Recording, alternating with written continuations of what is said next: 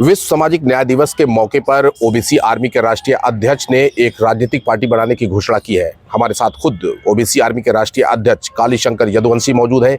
हम उनसे जानने की कोशिश करेंगे कि अपनी राजनीतिक पार्टी की घोषणा वो उन्होंने आज के ही दिन क्यों की। कालीशंकर जी, आज विश्व सामाजिक न्याय दिवस है।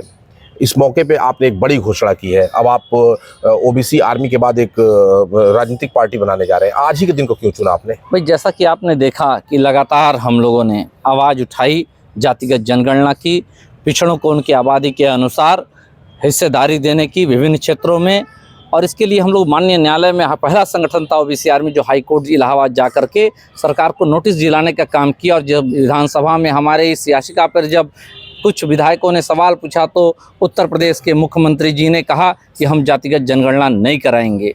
तो निश्चित तौर पे कहीं ना कहीं, चाहे वो कोई पार्टियां रही हो, चाहे इससे पहले कांग्रेस सत्ता में रही हो, समाजवादी पार्टी रही हो, सभी ने ओबीसी समाज को धोखा देने का काम किया, वोट लेने का काम किया।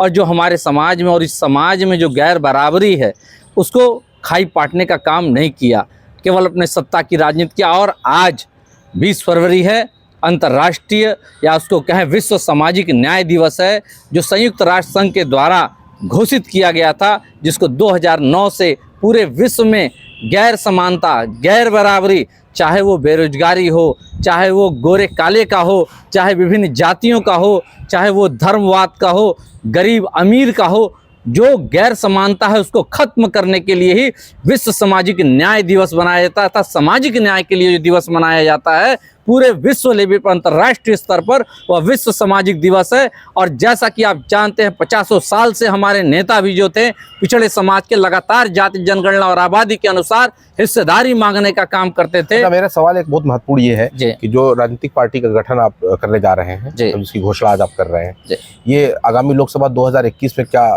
मैदान में उतरेगी?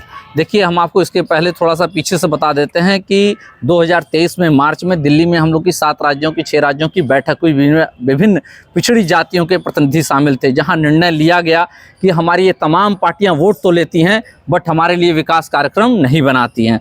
और हम लोग उसी वक्त मई में ही इलेक्शन कमीशन में ओबीसी पार्टी के नाम से हम लोगों ने दाखिल कर दिया था।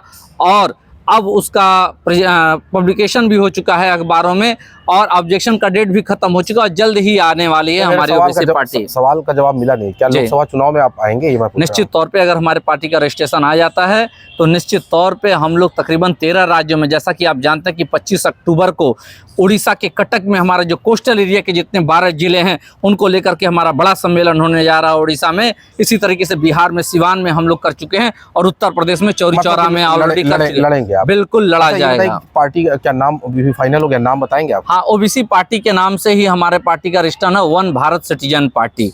इसका शॉर्ट हुआ ओबीसी पार्टी। तो OBC party one Bharat citizen जो है बहुमत है, और बहुमत में कौन है? पिछड़ी जातियां हैं, दलित समाज के लोग हैं, हमारे अल्पसंख्यक समाज के लोग हैं, जिनकी एकता को लेकर, उनके हक अधिकार के लेकर के हम लोग लगातार बात कर रहे हैं। मेरा आखिरी सवाल ये था कि अगर बात करें, हम लोग गोरखपुर में खड़े हैं, मुख्यमंत्री योगी आदित्यनाथ का जिला है, क्या यहाँ से मुख्यमंत्री की संसदीय क्षेत्र से कौन आपका उम्मीदवार हो सकता है, कुछ बताएंगे? निश्चित तौर पे ये पार्टी का डिसीजन होगा, जो सेंट्रल कमेटी होगी वह डिसाइड करेगी, मगर ये तय है पिछड़ा, दलित या अल्पसंख्यक में ही होगा।